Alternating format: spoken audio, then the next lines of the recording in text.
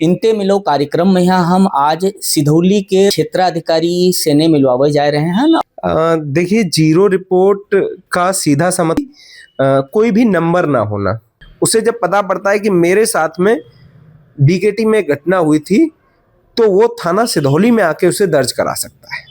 तो जब थाना सिधौली में वो दर्ज की जाएगी तो वो जीरो एफआईआर के नाम से दर्ज की जाएगी। किसी भी थाने की घटना हो उसे हम किसी अन्य थाने पर, और निश्चित तौर पे एक समय वो रहा था जब पुलिस से लोग डरते थे, लेकिन आपको इसके लिए दो चीज़ों में सावधानी बरतने की ज़रूरत है। व्यक्ति एफआईआर लिखाने के लिए थाने जाता है लेकिन थाने पर सुनवाई नहीं होती है। थाने पर जाकर व्यक्ति बताता है कि नहीं, हमारी बेटी के साथ छेड़खानी हो गई, हमको जान से मारने की कोशिश की गई, हम बाल बाल बच गए।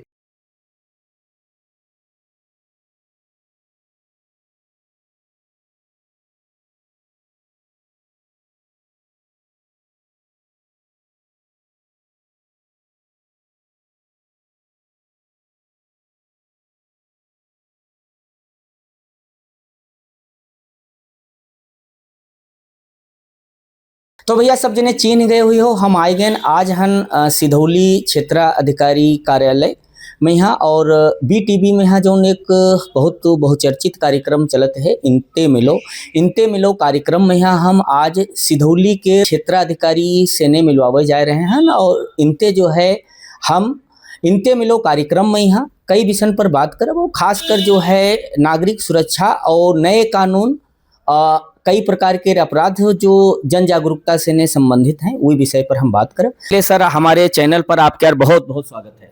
धन्यवाद, और वीटीवी का धन्यवाद, आपका बहुत बहुत धन्यवाद।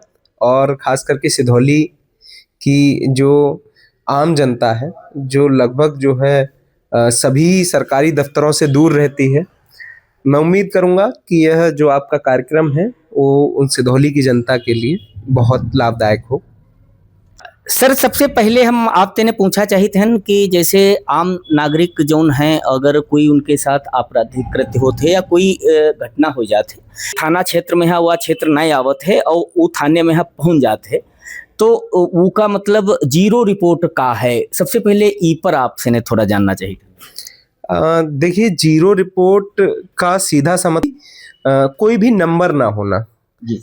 जब भी हम थाने में एफआईआर दर्ज कराते हैं तो उसका एक नंबर होता है जो मुकदमा अपराध संख्या के नाम से बोला जाता है। इसका सीधा सा मतलब होता है कि उस एफआईआर का कोई भी नंबर ना होना।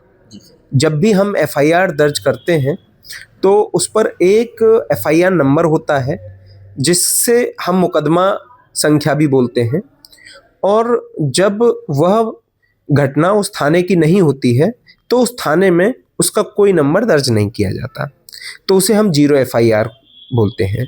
यह उन अपराधों पर आधारित होती है जो उस थाने में नहीं हुए।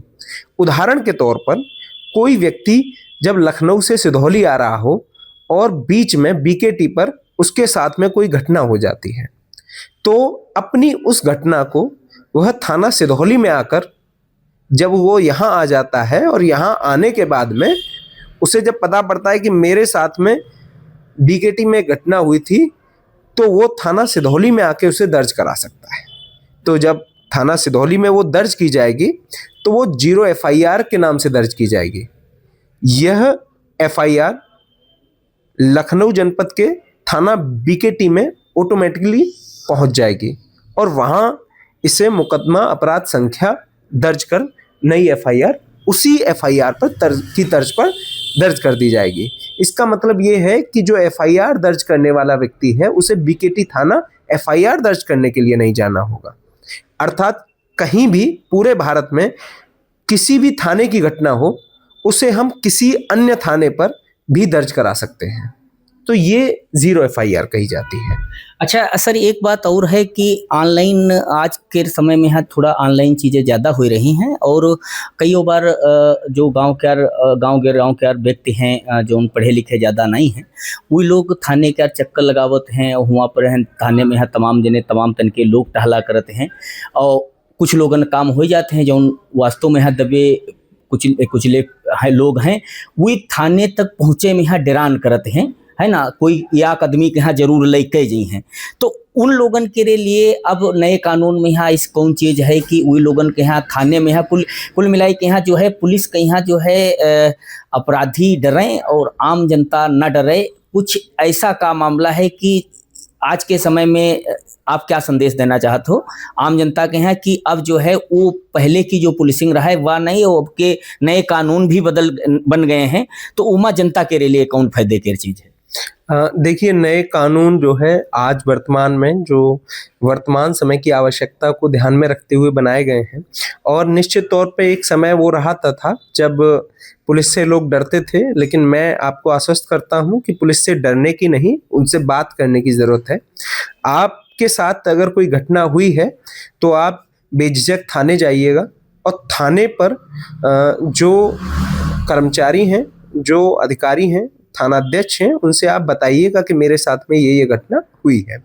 आपको इसके लिए 2 चीज़ों में सावधानी बरतने की ज़रूरत है कि जो आपके साथ में घटना हुई है, एक तो उसी घटना को बताएं। ऐसा ना हो कि आप बढ़ा चढ़ा के बता रहे हैं। कई बार जो आपने कहा कि व्यक्ति एफआईआर लिखाने के लिए थाने जाता है लेकिन थाने पर सुनवाई नहीं होती है, तो उसके कई बार 2-3 कारण होते हैं। पहली बात तो ये होती है कि कई बार घटना सिर्फ गाली गलौज की होती है और उसमें थाने पर जाकर व्यक्ति बताता है कि नहीं, हमारी बेटी के साथ छेड़खानी हो गई, हमको जान से मारने की कोशिश की गई, हम बाल बाल बच गए। या फिर घटना 2 लोगों के बीच में हुई है और उसमें 4 या 5 लोगों के नाम भी शामिल करने की कोशिश की जाती है, तो उसमें फिर जांच की कोशिश की जाती है, जांच की जाती है। पुलिस अधिकारी वहाँ पर लोकल जो भी सिपाही होते हैं, दरोगा होते हैं, उन सबके साथ में जांच की कोशिश करते हैं और जांच में यह पता लगाने की कोशिश करते हैं कि क्या जो घटना हुई है वो सही हुई है अथवा नहीं हुई है। और इसी मैं कहूँगा कि प्रक्रिया में काफ़ी समय गुजर जाता है और अंत में कई बार जो है जो सामान्य घटना होती थी, जो मारपीट की घटना है, उसको बढ़ा चढ़ाकर प्रस्तुत करने के चक्कर में एफआईआर दर्ज हो ही नहीं पाती। लेकिन अगर आपके साथ में कोई घटना हुई है, आप तुरंत थाने जाइएगा, थाने पर थाना अध्यक्ष से मिलिएगा, उनसे बात कीजिएगा और अगर वहाँ आपकी सुनवाई नहीं होती तो आप अपने सर्किल ऑफिसर मेरे पास आइएगा और मैं हमेशा अपने ऑफिस में मिलता हूँ। अगर मैं नहीं हूँ तब भी मेरे ऑफिस में लोग मिलेंगे। मैंने अलग से जन सुनवाई के लिए एक व्यक्ति को अलॉट किया गया है। आप सुबह 9 बजे से शाम को 9 बजे तक किसी भी समय जब आप आएंगे तो हमारे ऑफिस में कर्मचारी रहेंगे, वो आपकी बात सुनेंगे। इसके अलावा मेरा जो CUG नंबर है वो हमेशा मैं 24 घंटे जो है उस पर एक्टिव रहता हूँ, मेरे हाथ में रहता है। तो कभी भी आप मुझे कॉल करेंगे, कोई भी आपकी समस्या है तो उस पर ज़रूर जो है संज्ञान लिया जाएगा। तो यही है, बशर्ते आप 2 चीज़ करें कि एक तो घटना को बढ़ा चढ़ा के प्रस्तुत ना करें और अगर कोई निर्दोष है तो उसको उसमें समाहित ना करें, उसमें शामिल ना करें। एक और चीज़ है कि कभी भी कोई भी झूठी एफआईआर दर्ज करने की कोशिश ना करें, क्योंकि जो नए कानून है इनमें यह प्रावधान किया गया है कि अगर आप गलत एफआईआर या झूठी एफआईआर लिखाने की कोशिश करते हो तो आपके ऊपर भी कड़ी कार्रवाई हो सकती है। सर, एक बात यह है कि अभी तक जो कोई घटना होते रहे उसकी जांच प्रक्रिया में यहाँ सालन लाग जाता है, लेकिन नए कानून में यहाँ एक कुछ समय सीमा तय करी गई है कि अत्ते दिन में जांच के रिपोर्ट अगर कोई घटना भई है तो एक अत्ते दिन में मतलब कितने दिनों में लागे जाइ है और एक समय सीमा है। इस समय सीमा में यहाँ वह प्रक्रिया पूरी होना ही है। तो ये जो है, ये जो नए कानून में है कि समय सीमा जांच की रखती है, वह थोड़ा देखिए, इसमें बहुत स्पष्ट प्रावधान किए गए हैं नए कानूनों में। BNSS जो भारतीय न्याय सुरक्षा संहिता में स्पष्ट रूप से बताया गया है कि जो मामले जिनमें सजा 7 साल से कम है, उन मामलों में 60 दिन के अंदर आपको चार्जशीट कोर्ट में फाइल करनी होती है। मैं फिर से स्पष्ट करना चाहूँ, जिन मामलों में सजा 7 साल से कम है, जैसे मारपीट के मामले हो गए, आपके जो है लड़ाई झगड़ा हो गया या फिर छेड़खानी अगर कोई महिला के साथ में छेड़खानी होती है तो उसमें भी 7 साल से कम की सजा है। हमको 60 दिन के अंदर पुलिस को उसमें चार्जशीट जो है न्यायालय में दाखिल करनी होगी। लेकिन जो गंभीर धाराओं वाले मामले होते हैं, मर्डर हो गया, बलात्कार हो गया या अन्य गंभीर जो प्रकरण होते हैं, उन मामलों में 90 दिन के अंदर आपको जो है जो चार्जशीट होती है वो कोर्ट में फाइल करनी आवश्यक है।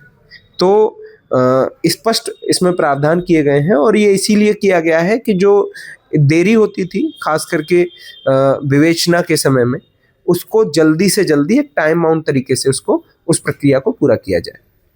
अच्छा, एक बात नए कानून में यहाँ सर और जानना चाहिए थे, मतलब हमारे दर्शक जानना चाहते हैं, मतलब जाने तो अच्छी बात रही है कि ये जो पीड़ित है तो पीड़ित क्या कौन कौन अधिकार हैं, खासकर महिला हैं जैसे बुजुर्ग हो गए और विकलांग हो गए, तो वही पीड़ितन के यहाँ कई बार धमकावा जाते हैं, तो ये पीड़ित लोगन क्या नए कानून में कौन कौन अधिकार हैं, उनकी सुरक्षा के का चीज का प्रावधान रखा गया है? देखिए, नए कानूनों को वर्तमान परिस्थिति के अनुसार बनाया गया है और इसमें बहुत सारे ऐसे प्रावधान जोड़े गए हैं जो महिलाओं, बच्चों और जो दिव्यांग हैं उनसे जुड़े हुए हैं।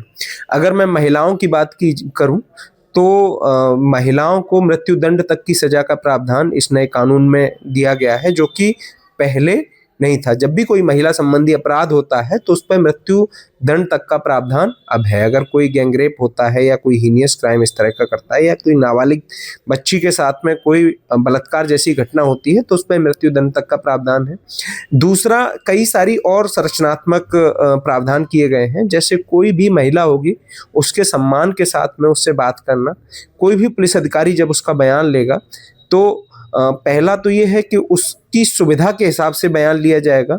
अगर वह महिला थाने या किसी कार्यालय आने में असमर्थ है तो उसके घर पर जाकर बयान लिया जाए। कोई नाबालिग बच्ची है तो उसके साथ में सिविल ड्रेस में, यानी कि वर्दी में न होके सामान्य कपड़ों में, वेशभूषा में जाकर घर पर जाकर उसके घर पर और जो है उसमें महिला, अन्य जो पारिवारिक महिलाएं हैं, इसके अलावा जो वेलफेयर कमेटी होती है उनके सदस्यों के सामने उनका बयान लिया जाए। कोई बुजुर्ग व्यक्ति है जो कार्यालय या थाने आने में जो है परेशानी उसको हो सकती है तो उसके घर पर ही आकर जो है उसका बयान लिया जाए। इसके लिए मैं एक और प्रावधान ये भी है कि देखिए, ई साक्ष्य ऐप एक एप्लीकेशन है जो सभी जो जांच अधिकारी होते हैं खास करके पुलिस विभाग में उनके पास में रहता है। उसमें ये प्रावधान है कि जब भी कोई घटना घटती है उसकी विवेचना आप करते हैं तो आपको घटना स्थल पे जाना होता है, आपको जो पीड़ित व्यक्ति है उसके घर पे जाना होता है, उससे बातचीत करनी होती है और उसमें वो पूरा रिकॉर्ड करना होता है। उसमें आपका जो रियल टाइम लोकेशन है वो भी उसमें जनरेट होता है। तो अब ये बहुत पारदर्शी प्रक्रियाएं बन गई हैं, खास करके महिलाएं। आप देखते होंगे कि जो हमारे थाने हैं, बेसिकली अगर मैं सिधौली की बात करूं तो सिधौली है, अटरिया है, रामपुर कला है और कमलापुर है। वहाँ महिलाओं के लिए विशेष जो है व्यवस्थाएं की गई हैं। मिशन शक्ति के तहत वहाँ पर मिशन शक्ति केंद्र स्थापित किए गए हैं जिनमें महिलाओं के बैठने की व्यवस्था है, उनके पानी और उनके शौचालय इत्यादि की जो बेसिक फैसिलिटीज़ हैं उनका ध्यान रखा गया है। उनसे बात किस लहजे में की जाए ये भी जो है हम लोग लगातार ट्रेनिंग दे रहे हैं, क्योंकि ज़रूरी है कि जो भी पीड़ित व्यक्ति है उसकी पहले अच्छे से बात सुनी जाए। मैंने अपने सभी थानों में इस बात को इंश्योर कराने की पूरी कोशिश की है कि जब भी कोई पीड़ित व्यक्ति आता है तो तत्काल उसकी बात सुनकर उसकी एफआईआर दर्ज की जाए ताकि उसको परेशान न होना पड़े। और कई बार प्रॉब्लम ये आती है कि जब भी कोई व्यक्ति थाने आता है तो झूठी रिपोर्ट या महिलाओं के द्वारा या बच्चियों के द्वारा जो है उनको उकसाकर गलत तरह से मुकदमा लिखवाने की जो प्रवृत्ति है, उस वजह से कई लोगों को इसमें जो है हम फिर जांच कराते हैं। क्योंकि हमने पिछले काफ़ी समय में यह भी देखा है कि कुछ महिलाओं ने आगे आकर गलत तरह से जो है झूठे मुकदमे दर्ज कराने की कोशिश की है, तो उस पर कई बार हमको जो है कड़ाई बरतनी पड़ती है। और मैं फिर आश्वस्त करना चाहता हूं कि अगर आप पीड़ित हैं तो आपको बिल्कुल डरने की ज़रूरत नहीं है, पुलिस से परेशान होने की ज़रूरत नहीं है। आपको पुलिस के साथ में जो व्यवहार है उसको बेहतर करने के लिए आप उससे बात कीजिएगा। लेकिन अगर कोई बदतमीजी करता है, और अगर कोई अपराध करता है, कोई गुंडागर्दी करता है, तो फिर उसके लिए निश्चित रूप से पुलिस जो है एक जो है कठोर जो है बन के दिखाती है फिर। तो इमा मतलब जो है सर आप बताए हो कि मतलब जैसे जो आपके यहाँ सुरक्षा के लिए अधिकार मिले हैं वही अधिकारन के यहाँ जो है दूसरी तरह मतलब अपन व्यक्तिगत दुश्मनी के जरिए ना निकाली जाए। और साथ में यहाँ यो है कि सर जैसे महिला हैं, महिलाओं के साथ कई बार दुष्कर्म और तेजाब जैसी ऐसी कोई घटनाएं हो जाती हैं और उसके बाद छेड़छाड़ भी उसी में यहाँ है। और अगर ऐसा कोई मामला हो जाते है तो कई बार लोक लाज के कारण अगर हम यू लिखैबा तो ई वजह तेने हमारे भाई कम से कम अत्यंत बेइज्जती भाई और बेइज्जती हुई, तो इमा जो है उनकी पहचान छुपावे के लिए भी नई कानून में यहाँ का प्रावधान है। और सुरक्षा वाला तो अभी आपने जवाब उसका दे ही दिया। तो जो महिलाओं की पहचान सार्वजनिक नहीं करी गई है, ये जो है कोर्ट से आदेश भी है ऐसा और लगातार हो भी रहा है, ऐसा नहीं कोई ऐसी चीज़ें देखने को मिली हैं। तो मतलब ये है कि अगर इस पे लोगों को और जानकारी हो जाए है तो और बढ़िया रही है। तो ठीक है, नहीं इसके लिए लगातार जो है नए कानूनों में प्रावधान है, और पहले से भी कई सारी हेल्पलाइन इस तरह की चल रही हैं। तब जब भी कोई हमारी जो बहन बेटी है या कोई भी जो है महिला है उसके साथ में कुछ ऐसा होता है और उसे इस बात का डर है कि कहीं ऐसा न हो कि अगर मैं अपनी बात कहती हूँ तो समाज में मेरे प्रति एक दृष्टिकोण बनेगा, ऐसा बिल्कुल नहीं है। आप बहुत सारे जो है हमने ये देखा है कि बहुत सारी जो है हम बहुत सारी हेल्पलाइन शुरू कर रखी हैं सरकार के द्वारा, जिसमें आपने देखा होगा 112 प्रमुखता से जो है रहती है, जिसमें जब भी जो कंप्लेंट करने वाले लोग हैं उनसे पूछा जाता है कि आपको पुलिस सहायता कहाँ चाहिए, आपको गांव में चाहिए, घर में चाहिए, क्या कोई महिला संबंधी अपराध है तो 1090 पे आप फ़ोन कर सकते हो, और फ़ोन करते समय आप बता सकते हो कि मैं यह बात सार्वजनिक नहीं करना चाहती हूँ। तो उस आधार पर, क्योंकि वो सारे इवेंट थाना स्तर पे जो है विजुअल होते हैं और थाना पुलिस वहाँ जाती है, और थाना पुलिस जब भी कोई महिला संबंधी अपराध होता है तो वहाँ महिला कांस्टेबल्स के साथ में जाती है, और कोई अगर ऐसी बात आती है कि जिसमें लोक लज्जा भंग होने की वाली बात हो, तो हमने ये इंश्योर किया है कि जब भी ऐसी बात होगी तो उसे बड़े वैधानिक रूप से गोपनीय तरीके से उसे किया जाएगा। ऐसा नहीं है कि किसी का नाम जो है सार्वजनिक किया जाएगा। अगर ऐसा है तो वो बता सकते हैं कि मेरा नाम नहीं आना चाहिए, उस पर भी हम कार्रवाई करते हैं। इसके अलावा हमारी जो मिशन शक्ति की टीमें हैं, हमारा जो एंटी रोमियो स्क्वाड है, वो सब रहते हैं, और जब भी ऐसी सूचना होती है कि किसी महिला को, बहन बेटी को परेशान किया जा रहा है, तो उसमें हमारा ये निर्देश भी है और शासन प्रशासन की जिस तरह से मंशा है, उच्च अधिकारियों का आदेश है कि ऐसे मामलों में उस महिला की जो अपनी पहचान है उसको गुप्त रखते हुए और उन शरारती तत्व एवं उन नकारात्मक तत्वों पर कठोर कार्रवाई की जाए जो उन लड़कियों को या जो है महिलाओं को परेशान कर रहे हैं। तो निश्चित तौर पे आप बहुत सारी हेल्पलाइन है उनका प्रयोग कर सकते हो, 1090 है, 112 है, और आप बता सकते हो कि मैं इसमें अपनी पहचान जो है गुप्त रखना चाहती हूँ। उसी तरह से फिर महिला कांस्टेबल को हम जो है उनसे बात करने के लिए भेजते हैं और पूरा ये ध्यान रखते हैं कि किसी के सामने न बात की जाए, उनकी काउंसलिंग अकेले में की जाए, ताकि वो अपनी बात जो है उन्हीं से जो है महिला कांस्टेबल से, और कई बार जरूरत पड़ती है तो सादे वस्त्रों में भी भेजते हैं ताकि वो अपनी बात सही तरह से सहज रूप से उनके सामने रख सकें, और उस पर कार्रवाई करते हैं फिर। सर एक बात और है, नए कानून में यहाँ अगर कोई अपराध भीड़ में यहाँ होगा है या सामूहिक तौर पर कोई घटना हो जाती है, वही स्थिति में यहाँ वही घटना के यहाँ करे वाले के खिलाफ जो है पुलिस कौने तरीके से ने उमा दोषिन के यहाँ सजा के प्रावधान है जो नए कानून में है। अगर कोई सामूहिक होते और कई बार ऐसा होते है कि अफवाहें फैल जाती हैं, अफवाह फैलने से भी कई बार जैसे अभी बच्चा चोरी के अफवाह अचानक फैल गई, निर्दोष आदमी कहूँ जाए रह रहे हैं, कुछ मानसिक रूप से ने बीमार उनका भीड़ पकड़ के यहाँ बच्चा चोर समझ गया पीट दी, तो ई तरीके से कई तरह की घटना भी कारित हो जाती हैं। ई के लिए का प्रावधान है जो कि पहले कानूनों में नहीं था, और इसमें जो धारा है वो बहुत कठोर धारा है। अगर इस तरह का कोई सामूहिक रूप से एकत्रित होके मारने पीटने या उसके साथ में कुछ भी गलत करने का कार्य किया जाता है पब्लिक के द्वारा, भीड़ के द्वारा, जिसमें कई बार गलतफहमी के कारण कई बार निर्दोष लोगों के साथ भी वो होता है। तो मैं बताना चाहूँगा कि देखिए, व्यवस्था है, कानून है और उस नियम के तहत जो है सब लोग हैं, चाहे उसमें एक आम आदमी हो या फिर अधिकारी, हम सब लोग भी लोग हैं। तो जब भी ऐसी कोई घटना लग रही है आपको, तुरंत आप जो है पुलिस को सूचित कीजिएगा। हमारी जो 112 है वो हर जगह पे, हर सेंसिटिव पॉइंट पे और प्रत्येक 3-4 किलोमीटर पे वो उपस्थित है और हमारा रिस्पांस टाइम मतलब यूपी में भी बहुत अच्छा है। हम 6 मिनट में रिस्पांस कर रहे हैं, यानी कि जब भी फ़ोन होता है उसके 6 मिनट में हम घटनास्थल पे पहुंचना, ये हमारा औसत टाइम है। कई बार इसमें हमने ज़्यादा भी जो है अचीव किया है, तो 6 या 7 मिनट में हम मौके पे पहुंच रहे हैं।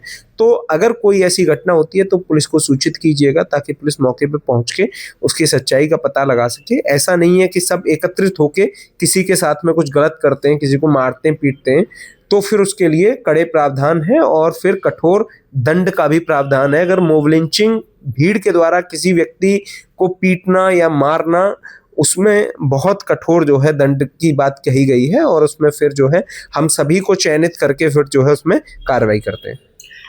सर एक बात और जानना चाहिए थे कि जैसे आज तकनीकी का ज़माना है और ऑनलाइन प्रोसेस ज़्यादा होते हैं, लोग फ़ोन इस्तेमाल करते हैं, तो ये जो फ़ोन इस्तेमाल करे जाते हैं इमा जैसे जो साक्ष्य के तौर पर व्हाट्सअप रिकॉर्डिंग, फोटो, ई तरीके की चीज़ें हैं, तो इमा मतलब जो है नए कानून के अंतर्गत में यहाँ जो है कौन कौन चीज़ के यहाँ सुरक्षित रखे की जरूरत है, नए कानून में यहाँ कौन कौन चीज़ साक्ष्य के तौर पर है न्यायालय में प्रस्तुत करी जा सकती है। देखिए, ये बहुत इम्पोर्टेंट क्वेश्चन है बिकॉज़ जब तक पुराने कानून थे तब तक जो डिजिटल साक्ष्य थे उसे मान्यता नहीं है, लेकिन नए कानूनों में अब ये नया प्रावधान है और ये सबको जो है समझना चाहिए कि जब भी कोई आपके साथ में घटना होती है तो जो साक्ष्य होते हैं, पहले ये होता था कि अगर कोई व्हाट्सएप चैट है, कोई वीडियो रिकॉर्डिंग है, कोई ऑडियो रिकॉर्डिंग है, तो उसे सीधे साक्ष्य नहीं माना जाता था।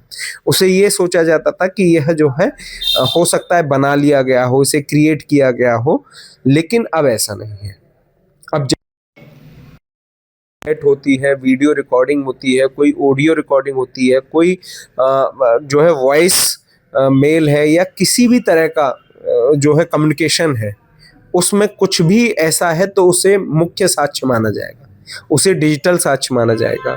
यहाँ तक कि कोई सीडीआर है, कोई लोकेशन है, कोई सीसीटीवी कैमरे की फुटेज है, इसको अब मजबूती के साथ में जो है विवेचना का पार्ट बनाया जाता है। जैसे इंटरनेट में कोई सर्च हो गया, आपने गूगल पे कोई जैसे चीज सर्च करी है, बिल्कुल, जब भी देखिए हम इंटरनेट का इस्तेमाल करते हैं तो आईपी एड्रेस जनरेट होता है। आईपी एड्रेस बहुत इंपॉर्टेंट चीज़ होती है और आईपी एड्रेस से हम ये पता लगा सकते हैं कि कौन सी चीज़ कहाँ इस्तेमाल की गई थी और किसके लिए की गई थी। तो ये सब चीज़ें जो हैं अब जो है कहीं ना कहीं साक्ष्यों का आधार है।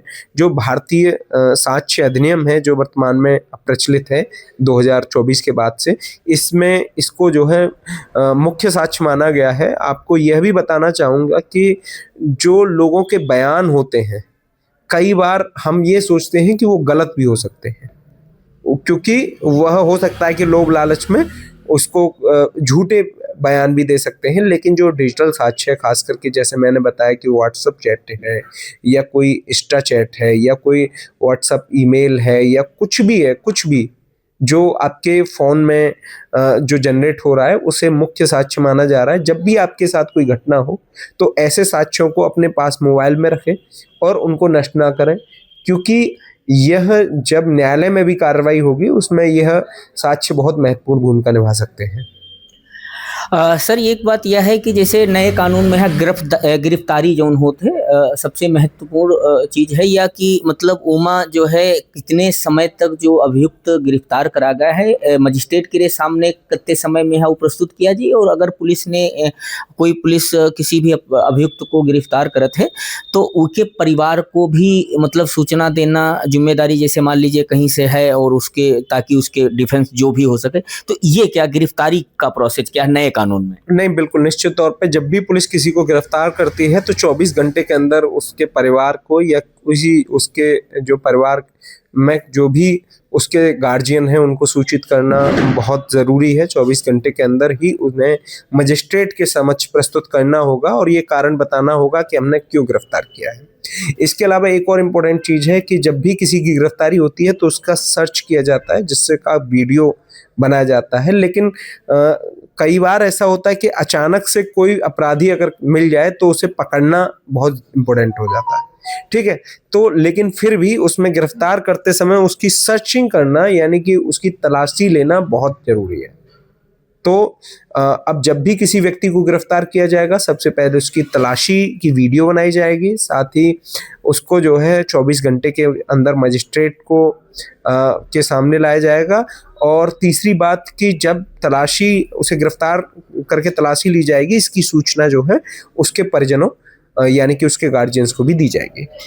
अच्छा सर, एक जानकारी आज के समय में यहाँ जो डिजिटल अपराध जो साइबर क्राइम है बहुत तगड़े तेने बढ़ गया है। इमा ऑनलाइन ठगी है, फर्जी कॉल हैं और इके अलावा जो है कई बार बैंकन तेने पैसा निकल जाते हैं।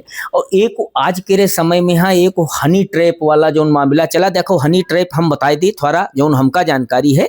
उमा कुछ लड़की चैट करती हैं, उसके बाद जो है वो अपन कपड़ा उपड़ा निकाल के यहाँ ई तरीके तेने वो साथ हम फोटो चलागा और उसके आधार पर वही फोटो को यहाँ भेज दें रिश्तेदारी में। यहाँ लागत है कि उका लागत है बदुआ बेजती हो जाए, इसे में कुछ ऐसे मामले भी आए हैं, लोगों ने ऑनलाइन पैसे भी ट्रांजैक्शन करे हैं।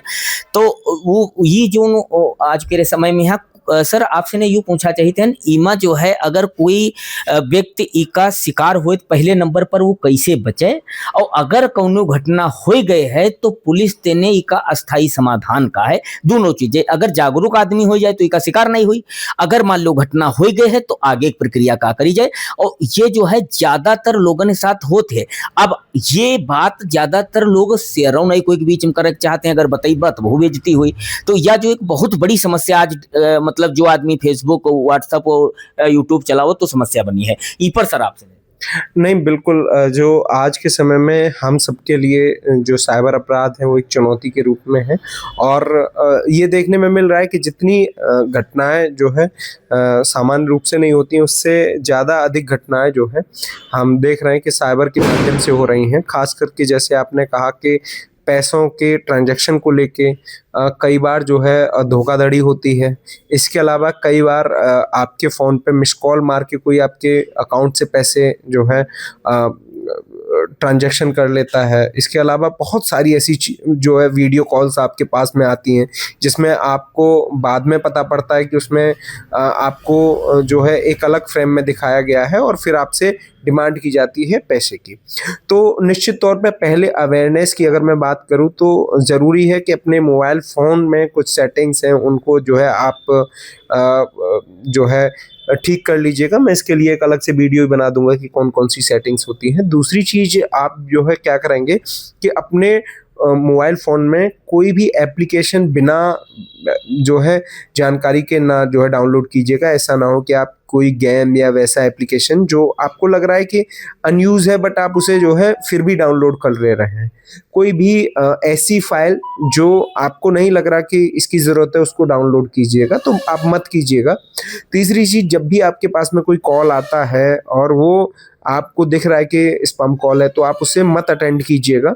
आप उसे ना काटिएगा ना अटेंड कीजिएगा, आप उसे जो है एकदम से फ्री छोड़ दीजिएगा। तो उस तरह से आपको करना है। दूसरा, अगर आपके साथ में कोई घटना ऐसी घट जाती है तो सबसे पहले आपको उसकी सूचना 1930 पे देना बहुत ज़रूरी है। आप ये समझ लीजिएगा कि 1930 ये एक ऐसा नंबर है कि आपके साथ में कोई भी साइबर फ्रॉड होता है जो इंटरनेट या किसी अन्य माध्यम से हुआ है, आप तत्काल उसकी सूचना दीजिएगा 1930 पे, क्योंकि ये इस तरह का एक हेल्पलाइन है जिससे आप जब सूचित करते हो तो पूरे इंडिया में कई सारे पोर्टल पर एक साथ जो है ये घटना डिस्प्ले होती है। जहां ये घटना हुई है उस थाने को भी होगी और जिसके द्वारा की गई है, जहाँ से की गई है वहाँ भी ये शो होगी।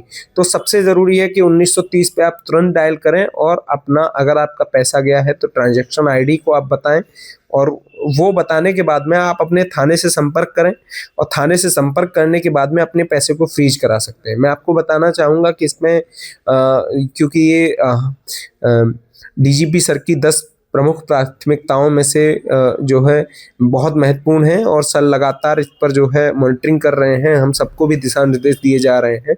हम पूरी कोशिश कर रहे हैं कि इसमें लगातार जो रिकवरी है उसका परसेंटेज को बढ़ाया जाए, जो फ्रीज अमाउंट है उसको बढ़ाया जाए। तो अगर आप जितनी जल्दी 1930 पर सूचना देते हैं वो बहुत ज़रूरी है, तो आप तत्काल सूचित करें। इसके अलावा आप थाने पर जाकर भी जो है अपनी जो है रिपोर्ट दर्ज करा सकते हैं। एनसीआरबी पोर्टल के माध्यम से प्रत्येक थानों में साइबर डेस्क भी है, और इसके अलावा जो है साइबर हेल्प जो है केंद्र भी बने हुए हैं, और हमने एक अलग से वहाँ एक जो है कर्मचारी को नियुक्त किया है जो एनसीआरबी पर जो भी साइबर फ्रॉड संबंधी जो भी शिकायतें आ रही हैं तत्काल उनको जो है संज्ञान में ले और उनको रिपोर्ट दर्ज करें। हम पूरी कोशिश कर रहे हैं कि इसमें जो है आने वाले समय में जो भी चुनौतियां रहेंगी उनसे हम इससे जो है निकल पाएंगे, और ये बहुत इम्पोर्टेंट है कि आप भी अवेयरनेस के साथ में रहें और इस प्रकार के अपराधों से बचे रहें। सर, आखिरी में यहाँ आपसे ने यूँ पूछा चाहिए था कि नए कानून से ने संबंधित सर्किल क्षेत्र सिधौली के लिए जनता के यहाँ आप जो है का जानकारी देना चाहिए हो कि मतलब जो है मतलब जो है उन लोगों के यहाँ जानकारी हो, का वो लोग लाभ उठा सकें और पुलिस के प्रति सहयोग भी बनावे, ताकि नागरिक सुरक्षा जो है आम जन तक हालांकि बहुत अच्छे से पहुँच रही है, इसका और ज़्यादा जन जागरूकता के रूप में फायदा मिले। नहीं, सिधौली की सभी जनता से मेरा बस एक ही यही अनुरोध है कि आप जो नए कानून हैं इनका प्रयोग करें। कोई भी अगर महिला है उसके साथ कुछ भी गलत होता है तो बिल्कुल डरने की ज़रूरत नहीं है। मेरा सीयूजी नॉर्मली सबको पता भी है, और अगर आप मैं बता भी देता हूँ 94 54 40 15 21। आप कभी भी अगर कोई घटना ऐसी है जो वास्तव में आपके साथ हुई है तो आप तुरंत बताएं। कोई भी अगर आपको कोई परेशान कर रहा है उसकी तुरंत सूचना दें, लेकिन 2-3 चीज़ों का बहुत ध्यान रखें। पहले तो गलत सूचना बिल्कुल ना दें। अगर आप झूठी सूचना दे रहे हो तो आपके खिलाफ भी कार्रवाई हो सकती है। दूसरी, हमने ये भी देखा है कि छोटे छोटे झगड़ों को बहुत बड़ा चढ़ा के प्रेजेंट करते हैं, और उससे कई बार ऐसा होता है कि जो एक निर्दोष व्यक्ति होता है उसका भी नुकसान होता है, खास करके महिला संबंधी मामलों में। मैंने ये देखा है पिछले लगभग 1.25 साल में कि यहाँ पर जब भी कोई महिला होती हैं तो वो कई बार छोटी घटना को बड़ा बता के जो है कई बार जो है निर्दोष को फंसाने का प्रयास करते हैं, तो ऐसा न किया जाए। तीसरी और बहुत इम्पोर्टेंट चीज़ मैं कहूँगा कि एक्सीडेंट के बारे में। सर्किल सिधौली में क्योंकि जो है लखनऊ सीतापुर हाईवे गुजरता है जो दिल्ली तक जाता है, और कई बार हमने देखा है कि इस पर जब हम नियमों के विरुद्ध जाके गाड़ियां चलाते हैं या जो है रोड क्रॉस करते हैं, और कई बार जो है जो ट्रैफिक रूल्स हैं उनका ध्यान नहीं देते हैं, तो वो एक बड़ा हादसा बन जाता है। अगर मैं बात करूं तो हमारे सिधौली में ही औसतन प्रतिदिन 2 व्यक्ति की डेथ सिर्फ और सिर्फ जो है एक्सीडेंट की वजह से हो रही है। ये बहुत ही चिंताजनक है, क्योंकि यह सब हम सबके परिवारों से ही होते हैं। और मैं सच बताना चाह रहा हूँ कि शायद सिधौली में कोई ऐसा परिवार नहीं बचा है, कोई भी ऐसा परिवार नहीं बचा है जिसने किसी न किसी को खोया न हो रोड एक्सीडेंट में। उसके बावजूद भी अगर हम ट्रैफिक नियमों का पालन नहीं कर रहे हैं तो ये बहुत गलत बात है। इससे बहुत गलत जाता है, क्योंकि जब भी कोई व्यक्ति जिसे हम खोते हैं, सिर्फ उस व्यक्ति को नहीं खोते, हम उस परिवार के आसपास की जो खुशियां होती हैं सबको खो देते हैं। कई पीढ़ियों को बर्बाद होते हुए हमने देखा है। तो प्लीज़ आप सेफ ड्राइव कीजिएगा, ट्रैफिक नियमों का पालन कीजिएगा, और जो है स्वस्थ रहिएगा, बढ़िया रहिएगा। और अपराधों की अगर बात है तो मैं आश्वस्त करता हूँ आपको कि अगर आप जो है हम पुलिस का सहयोग करते हैं तो पुलिस भी आपका सहयोग करेगी। लेकिन अगर कोई गुंडागर्दी करता है, कोई बदतमीजी करता है, कोई आपराधिक घटना करता है, तो पुलिस जो है उसके साथ में बहुत कठोरता से पेश आएगी। धन्यवाद।